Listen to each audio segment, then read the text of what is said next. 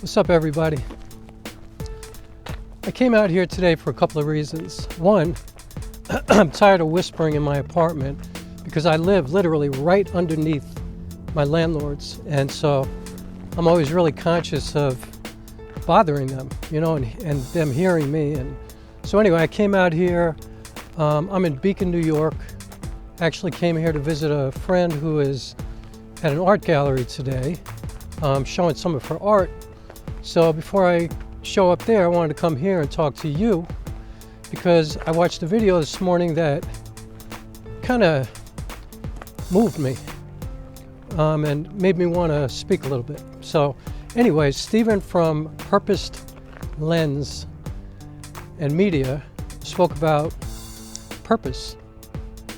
You know, like knowing why you're here and what you're supposed to be doing, and, you know, understanding what your reason is for existence, which sounds like such a deep thing, you know what I mean? But it's really not all that deep, because it's something that all you really have to do is pay attention, you know what I mean? Like, be honest with yourself, you know, really think about, what do you love to do? You know, what do you enjoy?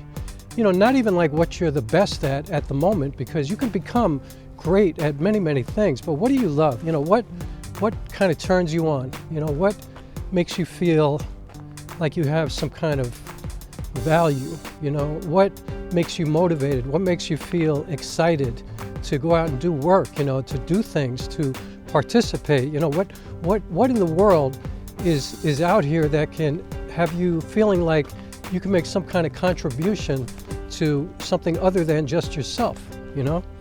So I wanted to speak on that because I am that person. You know, like I found, let me mess with this exposure a little bit. I went through some really difficult times over the past 15 years, really, you know? And the one thing I definitely learned is that without, you know, beyond the shadow of a doubt, like I am an artist, you know? When I was at the worst point in my life, all I could do was write. You know, like some people become completely disabled, they can't do anything, you know, which is understandable.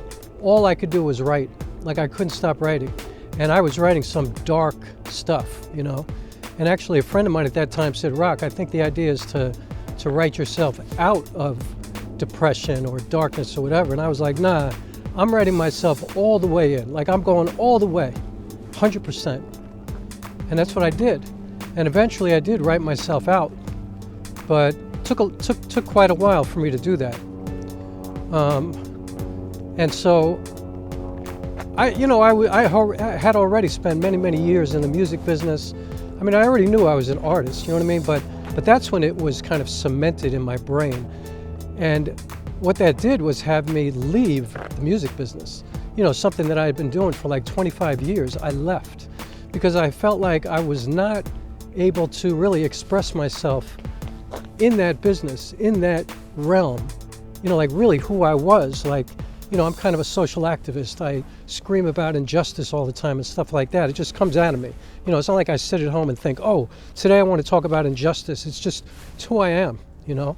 And anybody who knows me will tell you that, you know, I will annoy you to death talking about white privilege and racism and homophobia and, you know, anything that I find unjust. I will scream about that shit. And so I wanted to find something that would be more supportive of that type of expression from me. And I found myself suddenly in the poetry world and then the theater world, and so it was. And I've been doing this for 15 years. And now the pandemic came, which kind of shut me down, theatrically at least, you know, as a live performer. And so I wound up becoming a burgeoning filmmaker, you know, like aspiring filmmaker. I actually shot a feature-length film on my phone. And now I'm using a camera. You know, I'm here with the Sony a6400 right now, which is kind of a cool camera. And, you know, I still have so much to learn, obviously, but I've learned a lot. And I know what I'm doing. I'm already working on a second film. I'm working on a documentary. I'm doing a bunch of stuff. But, oh, here comes a car. It's probably going to bother me. But anyway, I find myself doing things that, hold on one sec, let me stop this. Okay, that was a cop wondering what I was doing. So anyway, I find myself doing something that I love once again, and I am completely obsessed with filmmaking now. Like completely, you know, just consumed with cameras and lenses and why you use certain lenses and, you know, how to get the best image out of the camera, and does that even matter when you're filmmaking as opposed to photography, because I don't really do much still photography, and if I do, I usually just use my phone because I'm not really a photographer, but I do feel like a filmmaker. It resonates with me, you know? I'm gonna walk back towards my car because my arm's getting tired already holding this camera. So here's what I wanna say. Yes, find your purpose, be you, you know, do you, you know, do what you do and embrace that and feel good about it. But understand that there might be a different kind of result or end game to what you expect and or hope for, you know? I mean, I have lost a lot. I have sacrificed a lot for my art. And it's not like I do that on purpose, you know? Like I live by myself, you know? I don't have a ton of money. You know, I live kind of, some people would think I live kind of an impoverished life. I mean, I don't think so, but some people would say that. But, you know, I've lost a lot. It's really hurt relationships and things like that. I don't have kids, you know, like, so a lot of times it's difficult for me. I'll admit that, you know, it's really hard. It's just me, you know, and as you get older, it becomes more difficult. It becomes like, you know, I become much more reflective about it. And, you know, I have a lot of regrets, but the one thing that I never doubt is what I am or who I am, you know, or what I am. Yeah, I'm going to go with what I am. I'm an artist.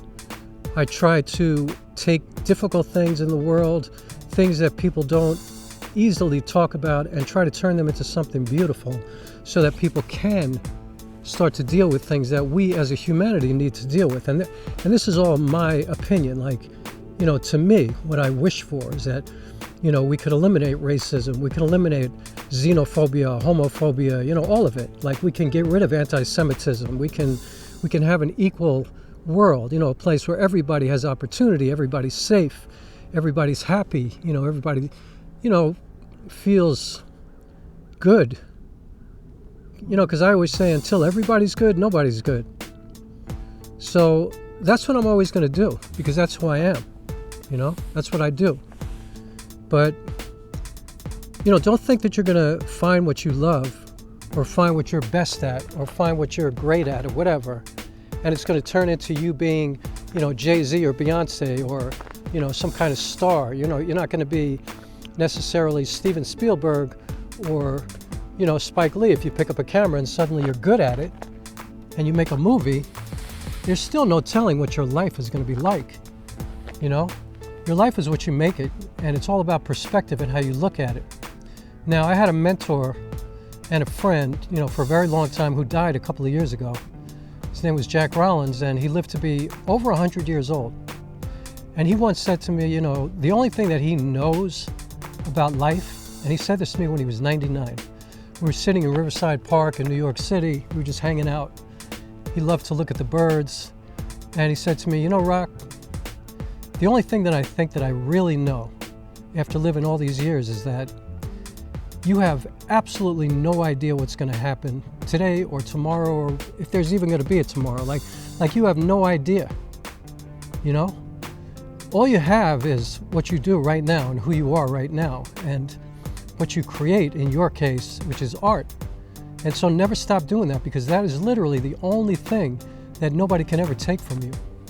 Nobody can ever take that away from you. So when I write a play, or I write a song, or I write a poem, or I do a screenplay, or I record videos, or I make a movie, or whatever I do, you know, when I do a run of a play in a theater, that's something that people can never take from me. You know, when I hold a script, you know, 185 pages of a script that it took me like 3, 4, 5, 6 years to develop, nobody could ever take that from me.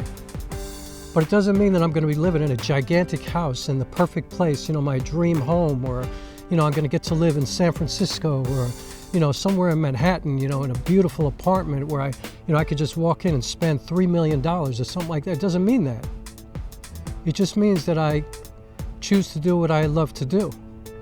And hopefully I control my life enough to stay as healthy as possible so that I can enjoy this life, you know. I can, you know, do what I think are the things that make my life something that other people would look at and go, you know what, that's a life well lived. You know, that's what I'm always looking for, to make my life one that is a life well lived.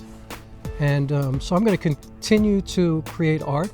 I'm already working on another movie. I have a finished movie, which I still can't believe. You know, we were already selected at the New York Independent Cinema Awards, which is crazy to me. Sorry, my mouth is not moving well because it is freezing out here. So my hand is numb holding this camera. So I already have this film, which, you know, you'll be able to see at some point, but I have to keep it private for now while I kind of navigate through the festival submission process. And so that's it. You know, I know I'm going to keep doing what I'm doing because it's not even really a choice. You know, it's not so much what I do as who I am, you know, and what I am. Like I said, like, this is what I do, you know. When I'm most depressed, I write, I record, I do stuff, I play music, I write plays, I write films, you know, that's what I do. When I'm happiest, that's what I do. When I'm in the middle, that's what I do. It's like, this is what I do. So what do you do? I think probably that's the most important thing you can figure out in your life. What do you want to do? Because the rest of it is all kind of up to chance, you know, like, if you want to be safe and just get a job, a 9-to-5, go to school, get your degree, get a job, have benefits, have a family, that's awesome. That's great. Do that. But if you're kind of off the beaten path and you do something else, make sure that it makes you feel fulfilled. You know, make sure that it makes you feel normal. You know, like, I feel normal doing this. As much as I struggle, as much as I have a difficult time, and as much as I, you know, I have to admit, sometimes feel the injustice of what I do. Like, I look around and it's really difficult when you're an artist to not look at other people's work and go, damn, how did that happen? You know, how'd they get so successful? You have to really avoid that kind of negativity, and you have to avoid becoming bitter and angry. You have to accept who you are and what you do and appreciate that.